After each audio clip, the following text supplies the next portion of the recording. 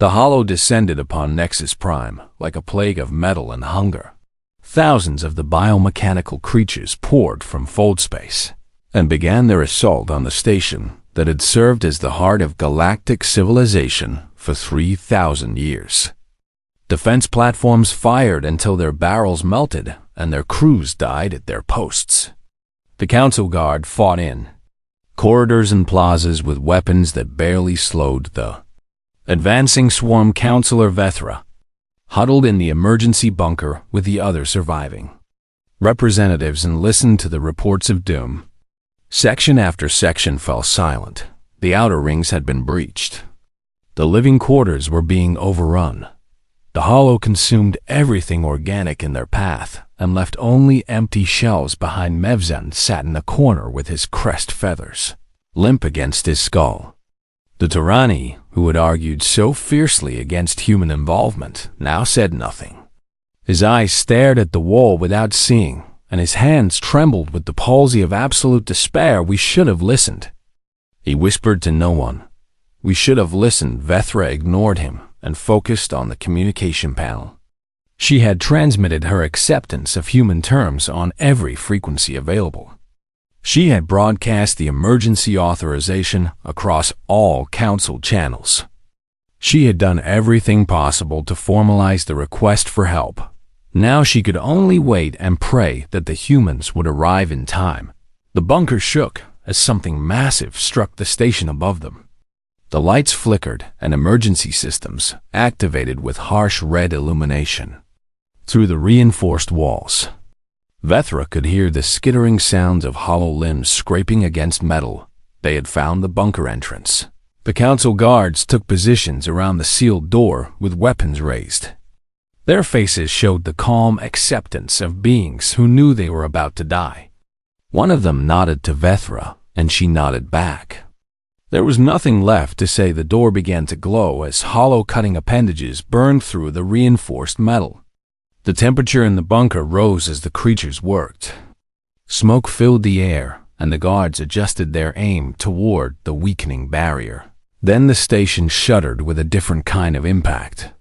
Something enormous had collided with Nexus Prime from outside. The cutting stopped as the Hollow paused in their work.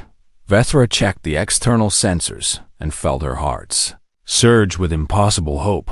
Human ships filled the void around the station. Not dozens, but hundreds of vessels ranging from massive carriers to nimble interceptors. They emerged from fold space in waves that kept coming and coming until the display could barely track them all. The human fleet did not match anything in council databases. These were not the exploration vessels or cargo haulers that had visited council space before. These were weapons of war designed for one specific purpose. Ambassador Yun's voice crackled over the communication system. Attention all Hollow forces. She announced, "This is Ambassador Yun So-jin of the United Earth Government. You are engaged in hostile action against beings under human protection. Withdraw immediately or be destroyed." The Hollow did not respond because the Hollow did not communicate. They simply resumed their assault on Nexus Prime with renewed intensity. "Very well," Ambassador Yun said. "All units engage. Operation Cleansing Fire is authorized." The human ships unleashed weapons that Vethra had never seen before. Radiation beams that burned through hollow carapaces like sunlight through shadow. Plasma streams superheated to temperatures that no organic material could survive. Kinetic projectiles fired in patterns that predicted hollow movement with uncanny accuracy, and drone swarms. Millions of tiny automated weapons that carried no crew and required no protection. They threw themselves at the Hollow in waves that burned rather than shot, coating the creatures in thermite compounds that ignited on contact and could not be extinguished. The Hollow tried to adapt, but the humans had prepared for this. When one attack type became less effective, the fleet switched to another without pause. They rotated through weapon systems faster than the Hollow could process, and they targeted the creatures with precision that suggested intimate knowledge of their biology. The battle raged for hours while Vethra watched. from the bunker, and the other counselors slowly emerged from there, shocked to witness humanity's response. Ship after ship launched from the carriers and threw themselves at the swarm with fearless determination. Human pilots died by the dozen, but they died fighting, and they took thousands of Hollow with them. By dawn, the tide had turned. The Hollow swarm around Nexus Prime had been reduced to scattered remnants fleeing toward the rim. Human pursuit groups followed them into the void to ensure they could not regroup. The station still stood, though it bore scars that would take decades to repair. Admiral Evshan transmitted from Calent with news that similar battles had occurred across Council space. Human fleets had deployed to every contested system simultaneously.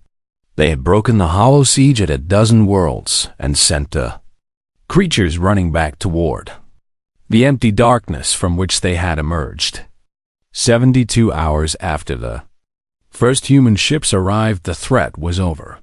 Not ended permanently, but broken so thoroughly that decades would pass before the Hollow could threaten the galaxy again. Ambassador Yun addressed the surviving council members in the ruined chambers where decisions had once been made about humanity's place in the universe. She stood before him in a uniform stained with smoke and blood that was not her own. She had lost friends in the battle, and her eyes carried the weight of that loss. "We did not come for gratitude," she began. "We did not come for power or territory or vindication. We came because it was right and because we could not stand by while others suffered." She looked at each counselor in turn, and her gaze lingered on Vethra with something like respect. 3 years ago, you voted to censure us for saving the Kelwathi people, she continued. You called our compassion interference and our protection aggression. We accepted those sanctions because we understood that trust must be earned. We hope that our actions today have begun to earn that trust. Mevzin stepped forward with his crest feathers still drooping, but his voice steady. Why? He asked. After everything we said and did. After we mocked you and punished you and rejected your friendship. Why did you still come? Ambassador Yun smiled with genuine warmth, despite everything. Because spite is not in our nature. She replied, you are our neighbors. When neighbors suffer, we help.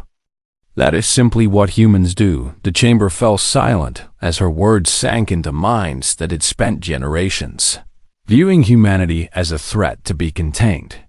These strange beings from a death world had every reason to let the council burn. They had been insulted and dismissed and sanctioned for nothing more than being kind, and they had come anyway. Vethra stepped forward to stand beside the human. Ambassador, I move that the council ratify the new Galactic Compact, she declared. I move that we formally recognize humanity as full partners in the governance of civilized space. And I move that we never again make the mistake of fearing those who offer us their friendship. The vote was unanimous. Months later, Vethra stood once again before the observation window of the rebuilt council chambers. The trade lanes bustled with traffic again, and human ships moved among them as equals rather than outsiders. Ambassador Yun had become a permanent fixture in the diplomatic corps, and her species had earned a respect that no amount of suspicion could diminish. A young aide approached with a data tablet, and Vethra recognized Kethro, the junior analyst who had spoken truth when no one wanted to hear it. The final reports from the rim. He said, human hunter groups have tracked the remaining Hollow back to their origin point. They estimate complete neutralization within 5 years. Vethra nodded and continued gazing at the stars. She thought about the strange species that had accepted punishment for compassion and answered hatred with salvation. She thought about what the council had almost lost because pride blinded them to friendship offered freely. The galaxy had always feared what humanity might become. They had worried about human expansion and human aggression and human dominance. They never stopped to consider what humanity already was, a species that helped because helping was right. A species that forgave because holding grudges served no purpose. A species that proved its strength not through conquest, but through the simple act of standing beside those in need. Vethra smiled at her reflection in the observation window and whispered words she had never expected to speak. "Thank you," she said, "for being exactly who you are." The fortress of Kalanth burned under a sky thick with hollow swarms, while Admiral Yevshan directed the defense from her command bunker deep beneath the surface. Her fleet had been reduced to a handful of damaged ships. Her ground forces fought in shifts because exhaustion killed as surely as the enemy. Her ammunition stocks showed numbers that made her stomach clench every time she checked them, but the fortress still stood. The human tactics worked just well enough to keep the Hollow from overwhelming their positions. Every day became a desperate struggle for survival, and every night brought the grim satisfaction of having lasted one more cycle. It was not enough. They all knew it was not enough. Refugee ships clogged the transit lanes throughout Council space. Worlds that had never known conflict suddenly hosted millions of displaced beings with nowhere else to go. The economy collapsed as trade routes fell silent. The political system fractured as individual species began negotiating separate arrangements for their own survival. Counselor Mevzin finally broke. His homeworld of Tarani Prime had received evacuation orders, and the reality of losing everything he knew penetrated his stubborn pride at last. He stood before the emergency session with his crest feathers drooping in defeat and admitted what everyone already knew: we cannot win this alone. He said, "The human data has proven accurate. Their weapons modifications have saved millions. Their tactical recommendations are the only reason any of our fortresses still stand. I move that we formally request human assistance." The vote passed unanimously. Even the most hardline anti-human counselors could not argue against survival. Vethra led the delegation to the human border station called Outreach. The name seemed deliberately chosen now, a hand extended toward those who had once slapped it away. An offer that remained open despite every insult and rejection. Ambassador Yun Seo Jin met them in a simple conference room with minimal ceremony. She wore the same diplomatic uniform as before, and her expression carried the same calm professionalism. No triumph or satisfaction showed in her eyes despite the vindication of everything humanity had warned about. She listened as Vethra presented the formal request and the Council's unanimous vote. She nodded at appropriate moments and asked clarifying questions about military positions and resource levels. She behaved exactly like a professional diplomat conducting ordinary negotiations. Then she asked the question that cut through everything. "When we warned you 3 years ago," Ambassador Yun said, "why did you not believe us?" Vethra had prepared for this moment. She had rehearsed diplomatic answers that distributed blame across institutional failures and systemic problems. She had crafted careful phrasings that acknowledged mistakes without truly accepting responsibility. Instead, she told the truth: "We feared you." She admitted, "Your species rose from a death world and reached the stars in a fraction of the time it took our civilizations. You spread across the galaxy with a hunger for expansion that terrified us. You interfered in conflicts that did not concern you and saved species that our protocol said should be left to their fates." She paused, and her 4 eyes met Ambassador Yun's too. "We told ourselves that your warnings were manipulation." Vethra continued, "We convinced ourselves that the rim anomalies were a human fabrication designed to justify military buildup. We punished you for kindness because kindness without strategic benefit made no sense to us. We could not understand a species that helped others simply because it was the right thing to do." Ambassador Yun remained silent for a long moment. When she spoke, her voice carried no anger. "We knew," she said. "We understood why you feared us, and we hoped that time would prove our intentions. When you rejected our warnings, we had a choice. We could have forced the issue. We could have deployed our fleets unilaterally and demanded compliance.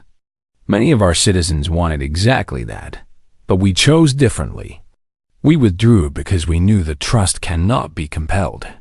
We prepared because we knew this day would come. And we waited because we believed that eventually you would understand. Do you understand now? She asked. Vethra nodded slowly. You are not like us, she said. You do not calculate relationships in terms of advantage and leverage. You genuinely care about others, even when caring brings you nothing. It is perhaps the most terrifying thing about your species. Ambassador Yun smiled for the first time. We prefer to think of it as our greatest strength. She activated a display showing the current state of council space. Red markers indicated hollow positions while blue markers showed the remaining council forces. The red vastly outnumbered the blue. Human fleets have been on standby for 18 months. Ambassador Yun explained. We anticipated this request and we prepared accordingly. Our ships are specialized for this enemy. Our weapons are designed to exploit every weakness we have identified. Our tactics account for their adaptation capabilities. She highlighted several positions along the human border where fleet symbols waited in formation. We can deploy within hours of receiving formal authorization. She continued, but I must be clear about our terms. We do not demand territory or resources or political control.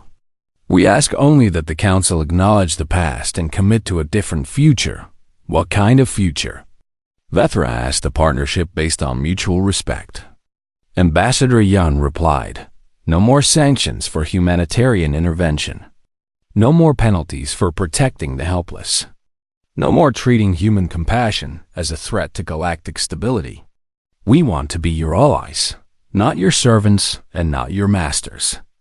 Simply your allies. The terms seemed impossibly generous given what the Council had done. Vethra searched for the hidden cost and found nothing but sincerity. Why? She asked, after everything we did to you, why would you still help us? Because spite is not in our nature. Ambassador Yun answered, your people are suffering through no fault of their own. Children are dying who never voted against us. Families are vanishing who never spoke a word of hostility toward humanity. We cannot punish the innocent to satisfy grievances against the guilty. She leaned forward with intensity in her eyes. And because we remember what it was like to stand alone against a hostile universe. She added, humans survived our early years by helping each other when no one else would. That lesson shaped who we are. We cannot abandon others to the fate we once feared for ourselves. Vethra felt something shift in her understanding of this strange species. They were not naive or foolish. They knew exactly what the Council had done, and they chose forgiveness anyway. Not from weakness, but from a strength so profound that it defied everything she had been taught about survival. I accept your terms on behalf of the Council. Vethra declared, I will transmit the agreement immediately for formal ratification. Ambassador Yun nodded and rose from her chair. Then we have work to do. The Hollow are approaching Nexus Prime, and they will not wait for paperwork. An alarm blared through the station, and both delegations turned toward the display. New red markers appeared around the Council capital. The Hollow had arrived faster than anyone anticipated. There is no time for the vote. Vethra realized, we need your help now. Ambassador Yun was already moving toward the door. I know, she said over her shoulder. I have already given the order. Our fleets are deploying as we speak. Sometimes you have to trust that the right thing to do is the right thing to do. She paused at the threshold and looked back at the Sindari counselor. We will save as many as we can. Ambassador Yun promised. That is all anyone can ever do. Then she was gone, and Vethra stood alone with the weight of a galaxy's mistakes pressing down upon her shoulders. The Hollow arrived at Beneth Prime on a day that had begun like any other. Farmers tended their crops under artificial suns, while children played in the parks between residential towers. The morning news discussed trade, agreements, and celebrity gossip with no hint of the nightmare. Descending from the void, Admiral Yevshan commanded the defense fleet from her flagship above the agricultural world. She had studied the human data packet that arrived anonymously 2 days prior, and she had repositioned her ships according to its tactical recommendations. The information suggested that the Hollow traveled in swarm formations and preferred to attack from multiple vectors simultaneously. She prayed the humans were right because she had nothing else to rely on. The first contact came at midday. Long-range sensors detected a mass of signatures emerging from fold space at the system's edge. The readings made no sense at first. Too large to be ships, too organized to be asteroids, too alive to be anything the Council had ever encountered. Then the visual feeds activated, and Admiral Yevshan understood what the Thesan colonist had seen in her final moments. The Hollow looked like insects and machines merged into something that should not exist. Their bodies stretched dozens of meters long with segmented carapaces of dark metal and flesh. Countless limbs ended in tools designed for cutting and grasping and consuming. Their heads held no eyes but pulsed with sensor organs that tracked every ship in the system with hungry precision. Thousands of them poured into normal space and began their approach toward Beneth. Prime Admiral Yevshan gave the order to engage, and her fleet unleashed everything it had. Plasma cannons carved lines of fire through the swarm. Missile batteries emptied their payloads into the mass of advancing creatures. Energy beams swept back and forth in patterns designed to maximize destruction. The Hollow died by the hundreds, but they did not stop. They did not slow down or retreat or show any sign that losses concerned them. They simply kept coming with the mindless persistence of a force of nature, and then they began to adapt. The first wave had fallen to plasma fire, but the second wave seemed to absorb the energy without damage. The third wave developed some kind of countermeasure against the missiles. The fourth wave reflected the energy beams back at the ships that fired them. Admiral Yevshan watched a cruiser explode from its own redirected weapons and felt despair grip her heart. The humans had warned about this. The Hollow learned. They changed. They became immune to whatever failed to kill them. She ordered a tactical withdrawal and regrouped her forces at the system's outer boundary. A third of her fleet drifted as wreckage among the stars. Another third had suffered severe damage. The remainder stood between Beneth Prime and an enemy that had just proven itself unstoppable. The Hollow ignored the retreating ships and descended upon the planet below. Admiral Yevshan could do nothing but watch the feeds from surface cameras as the nightmare unfolded. The creatures landed in agricultural zones and began their work with terrible efficiency. They moved through fields and buildings like locusts through grain. Their limbs reached out and touched everything organic they encountered, and everything they touched simply dissolved. Farmers vanished mid-stride as hollow appendages brushed against them. Children disappeared from playgrounds without time to scream. Families sitting down to lunch became empty chairs and orphaned utensils. The creatures consumed organic matter at a molecular level and left behind only the inorganic materials that held no interest for them. 18 hours. That was how long it took for the Hollow to process every living thing on Beneth Prime. 18 hours to erase 12 million souls from existence while the Council fleet watched helplessly from the edge of the system. Admiral Yevshan retreated to the fortress world of Calanth and prepared for the next attack. She transmitted her report to the Council and requested immediate reinforcements. She also sent a private message to the human border, begging for intervention. The response came within the hour. It was not what she had hoped for. "We hear your request, and we grieve for your losses," Ambassador Yun wrote, "but we cannot act without Council authorization. Our intervention without invitation would confirm every fear your leaders expressed about human aggression. We will not prove them right, even to save lives." Admiral Yevshan wanted to scream at the unfairness of it all. Billions of beings faced extinction because politicians feared human expansion more than alien. Annihilation, another message, arrived moments later. This one came without identifying markers, but the contents left no doubt about its source. Attached, please find tactical analysis of hollow behavioral patterns. The message read, they fear sustained exposure to radiation and high-temperature plasma. Their adaptation mechanisms require time to process new threats.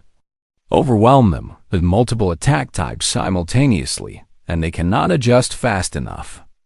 Also attached are weapon modifications that should increase effectiveness by approximately 300%. The humans were helping despite everything. They could not send ships without invitation, but they could send knowledge. They could give the Council every advantage their 3 years of preparation had produced. Admiral Yevshan implemented the modifications immediately and briefed her remaining captains on the new tactics. When the Hollow arrived at Calanth, 3 days later, the fleet met them with coordinated strikes that combined radiation bombardment with plasma saturation and kinetic impacts. The creatures fell by the thousands. Unable to adapt to 3 different damage types at once, they died in waves that briefly seemed to turn the tide, but the Hollow were endless. For every 1,000 that fell, 10,000 more emerged from fold space. They threw themselves against the Calanth defenses with mindless determination, and slowly they began to learn. They began to adapt even to the combined assaults. The fortress held but barely. Every day brought new casualties and shrinking ammunition reserves. Every night brought fresh swarms from the rim to replace the fallen. Admiral Yevshan watched her fleet dwindle and knew that without reinforcements, they would fall within the week. The Council met in emergency session daily, but accomplished nothing. Mevzine still argued against human involvement while his own homeworld prepared evacuation procedures. Other counselors blamed each other for the disaster or proposed surrender negotiations. That everyone knew the Hollow would ignore, only Vethra spoke sense, and no one listened to her anymore. She finally took matters into her own hands. Without Council authorization, she opened a direct channel to the human border and spoke with Ambassador Yun in private. We are dying. Vethra said simply, our worlds burn and our people vanish, and our leaders cannot agree on how to save them. I am begging you to help us. Ambassador Yun's expression held genuine sympathy, but her words offered no comfort. I cannot order our fleets to move without proper authorization. She replied, but I can tell you what that authorization requires. The Council must formally acknowledge that humanity's warnings were accurate. They must agree to treat us as partners rather than threats. And they must invite us to help rather than tolerating our presence as a necessary evil that will never happen. Vethra said with despair, Mevzin will die before admitting he was wrong. Then I hope he dies quickly. Ambassador Yun replied, because until the Council asks for our help, we cannot give it. The channel closed, and Vethra sat alone in her office with the sounds of a dying galaxy echoing through the walls. 7 more worlds fell that week. The Hollow grew bolder with each victory. They were coming for Nexus Prime now, and nothing in the Council arsenal could stop them. The investigative fleet emerged from fold space above Thesan 4 and found a world frozen in time. Admiral Yevshan of the Tarani military stood on her command bridge and stared at the sensor readings with disbelief crawling through her mind. The city still glowed with power. Transport vehicles sat motionless on their tracks. Orbital stations maintained their positions with automated precision. Everything appeared normal, except for one impossible detail. There were no life signs anywhere on the planet. She ordered landing parties to the surface and watched their feeds with growing horror. The teams moved through streets where meals sat half-eaten on restaurant tables. They found homes where entertainment screens still played to empty rooms.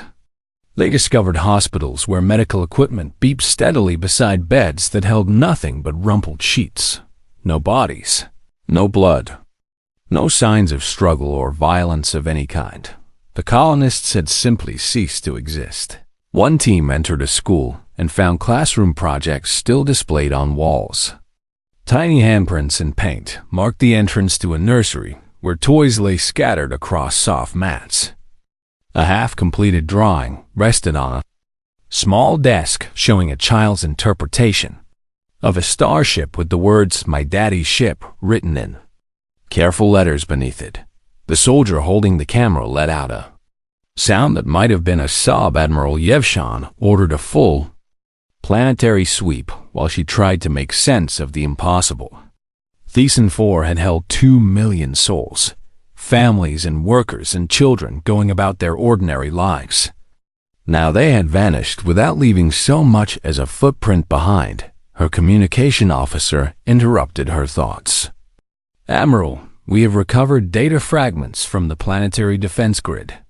There is a partial recording you need to see. The footage played on the main screen, and every officer on the bridge went still. It showed a Thesan colonist in her home, a female of middle years with graying crest feathers and kind eyes.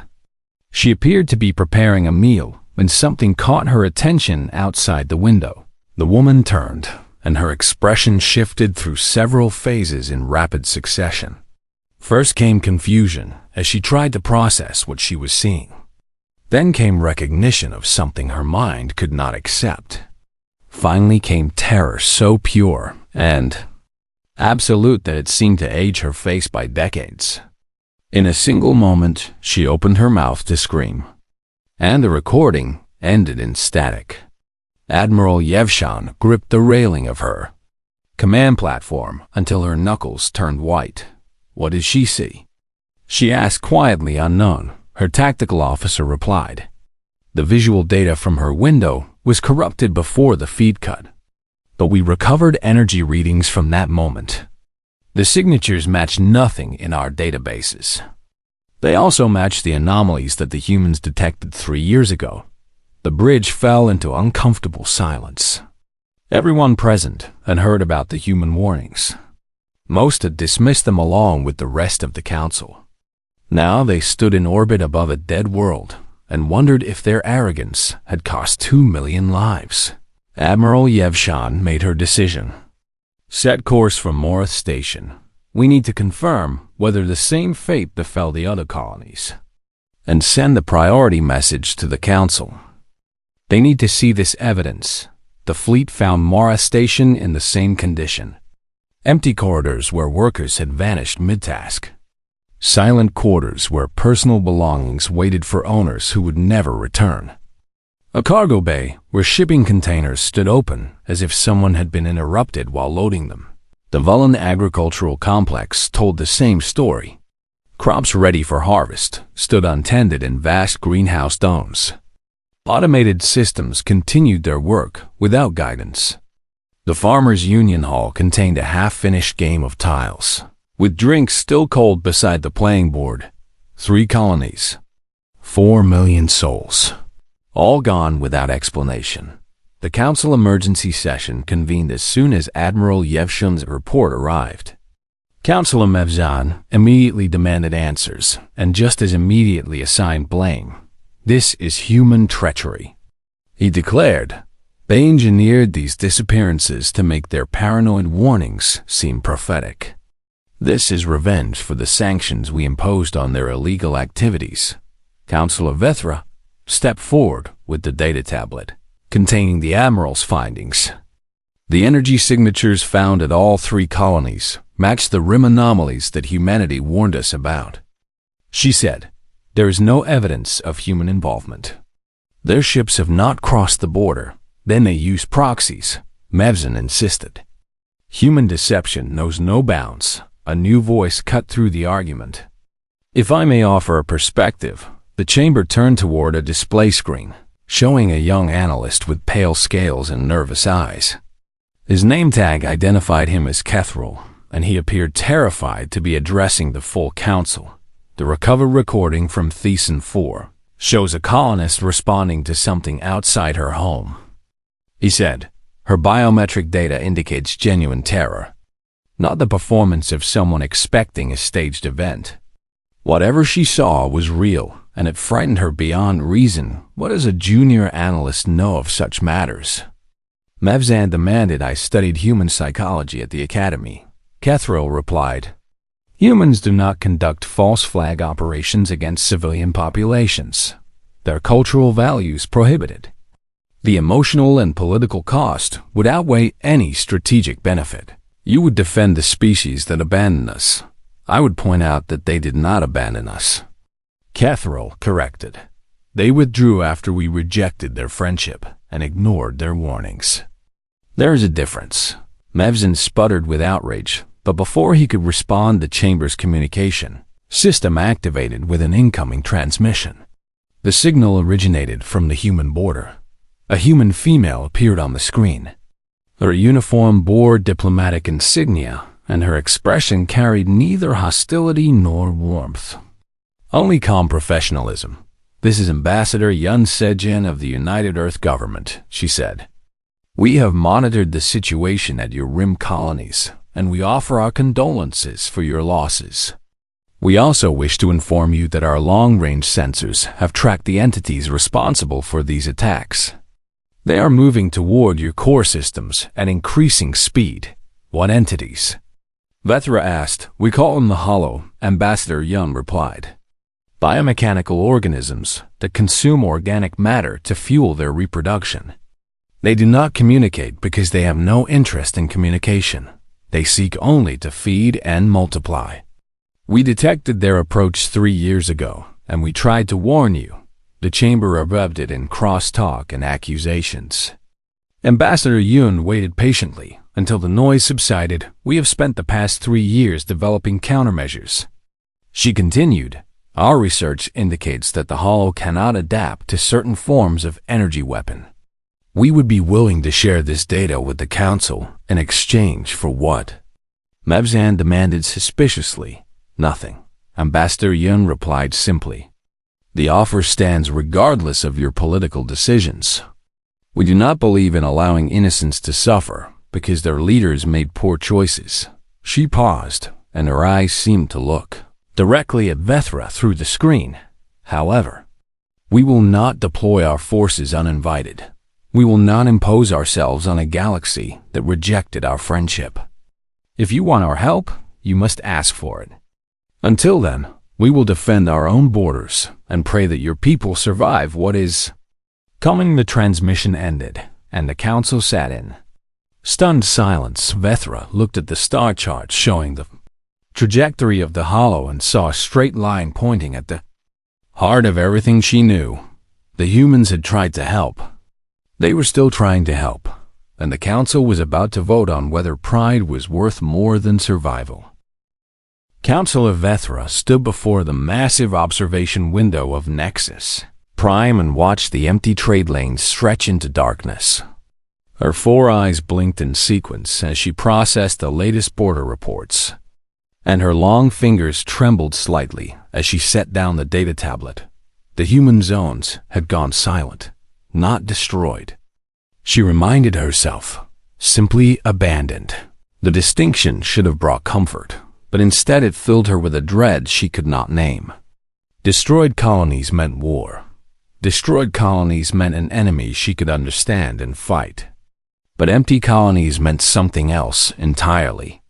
Something that made her scales itch with primal unease. She turned from the window and walked through the grand halls of the council station. Her footsteps echoed against the polished floors where representatives from 100 species had once walked together in pursuit of galactic unity. Now those halls felt hollow. The human delegation offices had been cleared out 6 months ago. Their furniture removed, their art taken down. Their coffee machines shipped back to Earth along with everything else. The humans had not slammed doors or shouted accusations. They had simply packed their belongings and left with quiet efficiency. Vethra remembered the day of the final vote. The council had decided to address what they called the human problem. Ambassador Parky I had stood before them with patience that seemed infinite, her translator rendering her words into a dozen languages simultaneously. "We understand your concerns." Ambassador Park had said, "We accept the sanctions you have imposed. We ask only that you review the data we have provided regarding the rim anomalies. The data. Vethra had reviewed it herself. Long-range probe readings showing massive energy signatures at the edge of known space. Patterns that suggested movement, purpose, intelligence. The humans had presented this evidence with calm professionalism and requested. A joint investigation counselor Mevzan of the Turani had laughed openly. Human paranoia, he had declared. Your species sees threats in every shadow because you evolved on a death world where everything wanted to eat you. The rim is empty. It has always been empty. Your sensors detected solar flares or gravitational echoes. Nothing more. The vote had been decisive. The Council would not waste resources investigating human delusions. Furthermore, the humans would face additional penalties for their unauthorized humanitarian missions. Their refugee corridors violated 12 different protocols. Their defense of the Kelmwathi people constituted illegal interference in sovereign matters. Ambassador Park had listened to the verdict without expression. She had bowed slightly to the assembly and spoken her final words to the council. We harbor no resentment. She had said, we understand that trust must be earned and that our species is young among the stars. We will withdraw to our borders and trouble you no further. But please remember that our offer of friendship remains open. When you need us, we will answer 2 weeks later. The human colonies began their evacuation. Ships by the thousands crossed back into human space. Stations powered down and sealed themselves. Defense platforms folded into transit mode and vanished into the void. The humans left behind nothing but empty buildings and silent machinery. Vethra had watched the exodus with growing unease. Other council members had celebrated. The humans were finally learning their place, they said.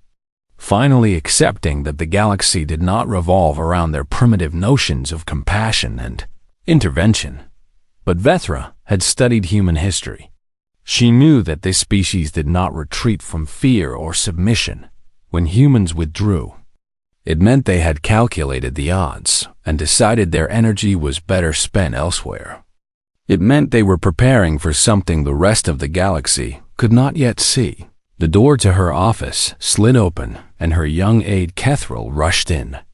His crest feathers stood on end with agitation and his voice came out in breathless clicks. Counselor. He said, there has been an incident. Vethra felt her heart sink. What kind of incident? 3 rim colonies have stopped responding. Kethril reported. Thiessen 4, Morath Station, and the Velen Agricultural Complex. All communications ceased within the same 6-hour window. Equipment failure. Vethra suggested without conviction all 3 worlds. Kethril asked, at the same time. The statistical probability of simultaneous failure across 3 separate systems is negligible. Vethra finished for him. She moved to her console and pulled up the star charts. The 3 silent colonies formed a rough line pointing directly toward the galactic core.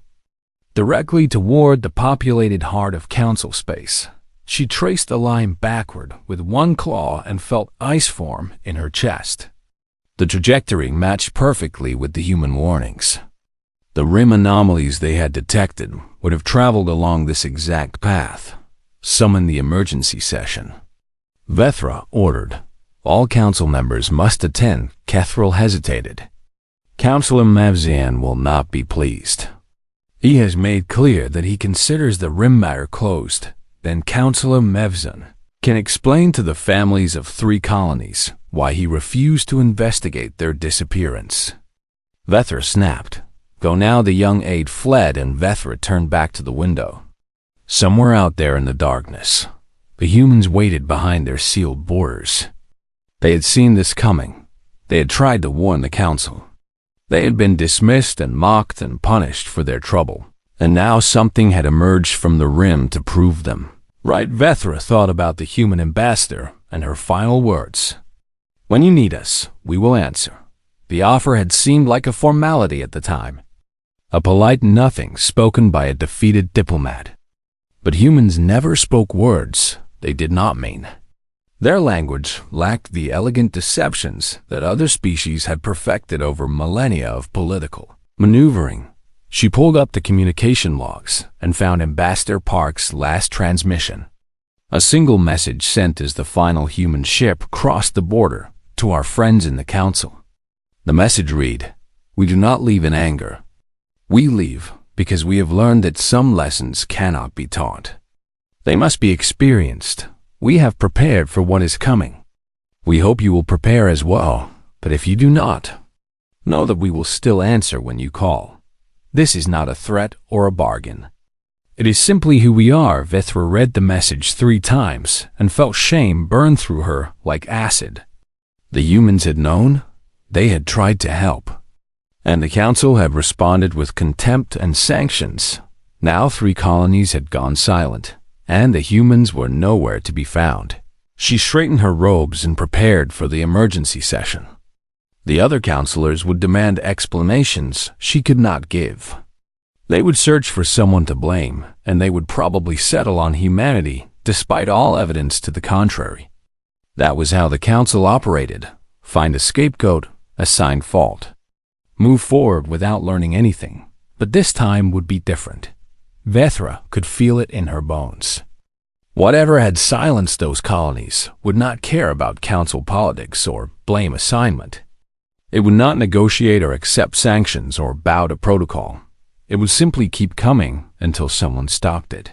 And the only species that had prepared for this moment was sitting behind closed borders, waiting for a call that Vethra feared the Council would never make.